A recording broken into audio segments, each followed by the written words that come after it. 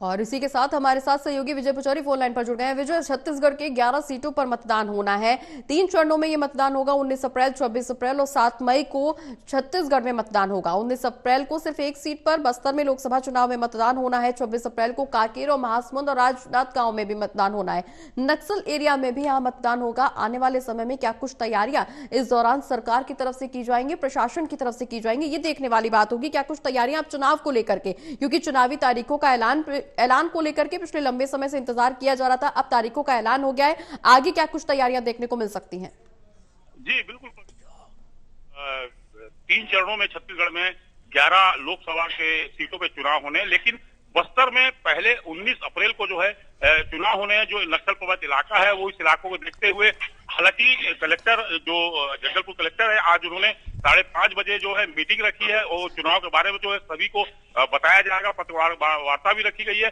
और मैं बता दूं कि जिस प्रकार से भारतीय जनता पार्टी ने अपने प्रत्याशी की घोषणा बस्तर के लिए कर दी है, कांग्रेस ने अभी प्रत्याशी की घोषणा नहीं की है, जिसे लेकर के असमंजस अभी बना हुआ है कांग्रेस में। हालांकि चुनाव की घोषणा के बाद ही जो है प्रत्याशी अपने अपने चुनावी मैदान में कल से जो है उतर जाएंगे। और बस्तर की जो बात करूं मैं, पहले चरण में जो एक सीट मात्र जो है बस्तर की, उसमें मतदान होने हैं, जिसे लेकर के अब सब जिला प्रशासन और पुलिस प्रशासन जो है मुस्तैदी से जो है कल से काम में लग जाएगा। प्रगति।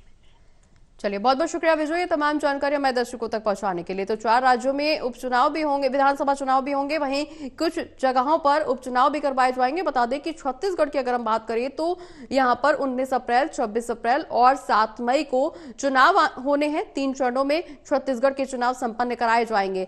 ज्यादा चर्चा करने के लिए हमारे साथ रविंद्र विदानी हमारे सहयोगी फोन लाइन पर जुड़े हुए हैं। रविंद्र, लोकसभा के पहले चरण का मतदान 19 अप्रैल को होगा, लेकिन छत्तीसगढ़ में 3 चरणों पर चुनाव होंगे। उसको लेकर के क्या कुछ व्यवस्थाएं की जा रही हैं, जो कि विपक्ष की तरफ से लगातार ईवीएम को लेकर के भी सवाल उठाए जाते रहे हैं। तो ऐसे में प्रशासन की क्या कुछ तैयारियां देखने को आगे आने वाले समय में मिल सकती हैं? छत्तीसगढ़ में 3 चरणों में मतदान होने हैं, जिसमें 19 अप्रैल को पहले चरण के मतदान जो है बस्तर लोकसभा सीट पे होंगे, और दूसरे चरण का जो मतदान है 26 अप्रैल को जो है दूसरे चरण का मतदान होगा। उसमें 3 जो लोकसभा होंगे, उसमें महासमुंद, कांकेर और राजनांदगांव है। महासमुंद जो लोकसभा सीटें हैं, यहाँ दोनों प्रत्याशी जो है, दोनों पार्टियों के, कांग्रेस और भारतीय जनता पार्टी के प्रत्याशी जो है वो घोषित कर दिए गए हैं। और चुनावी जो तैयारी है राजनीतिक पार्टियों की तरफ से, लगातार कार्यकर्ताओं का सम्मेलन चला आ रहा है। और जो जनसंपर्क जो है दोनों पार्टियों की, राजनीतिक पार्टियों की, वो शुरू हो गई है, जोर शोर से। वहीं जिला प्रशासन की अगर वो हम बात करेंगे, जिला प्रशासन ने अपनी तैयारी शुरू कर दी है लोकसभा चुनाव से पहले। आज जैसे ही इसकी घोषणा हुई निर्वाचन आयोग की, सारी चीजों को अब जिला प्रशासन कैरी करके लगातार उसमें जिला प्रशासन और पुलिस प्रशासन जो है वो काम करेगी।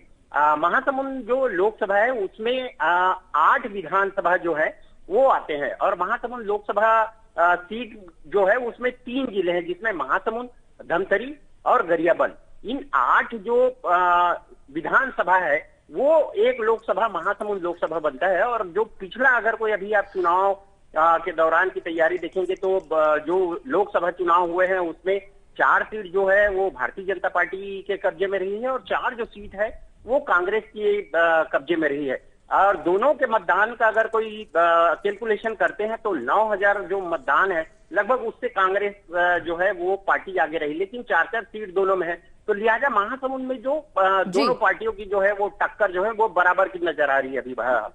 चलिए, बहुत बहुत शुक्रिया रविंद्र, ये तमाम जानकारी हमारे दर्शकों तक पहुंचाने के लिए। हमारे साथ सहयोगी व्यास नारायण भी जुड़े हुए हैं। व्यास, जिस तरह से छत्तीसगढ़ के अगर हम आंकड़ों की बात कर रहे हैं तो यहाँ पर सीधा मुकाबला कांग्रेस और बीजेपी में देखने को मिल रहा है। चूंकि पिछली सरकार कांग्रेस की थी और फिर बीजेपी की सरकार बनी, ऐसे में कहीं ना कहीं ये टक्कर कांटे की भी देखने को मिल रही है। क्या कुछ चुनावी समीकरण लोकसभा के दौरान छत्तीसगढ़ में देखने को मिल सकते हैं? क्योंकि जो चुनावी वादे कांग्रेस की तरफ से किए गए थे, बीजेपी का कहना है वो पूरे नहीं हुए। जो वादे बीजेपी की तरफ से किए जा रहे हैं, कांग्रेस उन पर भी सरकार को घेरने की कोशिश कर रही है। क्या इन आरोप प्रत्यारोप के बीच में लोकसभा चुनाव में वोटर्स का ध्यान भटकेगा? जी प्रगति, मैं बताना चाहूंगा, छत्तीसगढ़ की 11 सीटों पर मतदान करने के लिए घोषणा हो चुका है, और उसमें 19 अप्रैल, 26 अप्रैल और 7 मई को मतदान होने हैं। और मौजूदा जो सरकार थी, पिछले कांग्रेस की यहाँ पे सांसद रही हैं जयसुंदर किरण मंत्री जो है, और यहाँ के जनता ने आरोप लगाया है कि सांसद तो थी यहाँ पर 5 साल, लेकिन 5 साल में उन्होंने दिखाई नहीं दिए, कहाँ गायब हो गई। कई पोस्टर वगैरह भी बीजेपी ने जारी किया था कि सांसद गायब है, कहाँ है। कांग्रेस से ज्योत्सना किरण ने टिकट मिली है, जबकि भाजपा से जो है सरोज पांडे को दिया गया है। तो ये इस बार की जो मुकाबला होगी वो काफी टक्कर की मुकाबला माना जा रहा है। जी चलिए, बहुत बहुत शुक्रिया व्यास जी, तमाम जानकारी हमें दर्शकों तक पहुंचाने के लिए।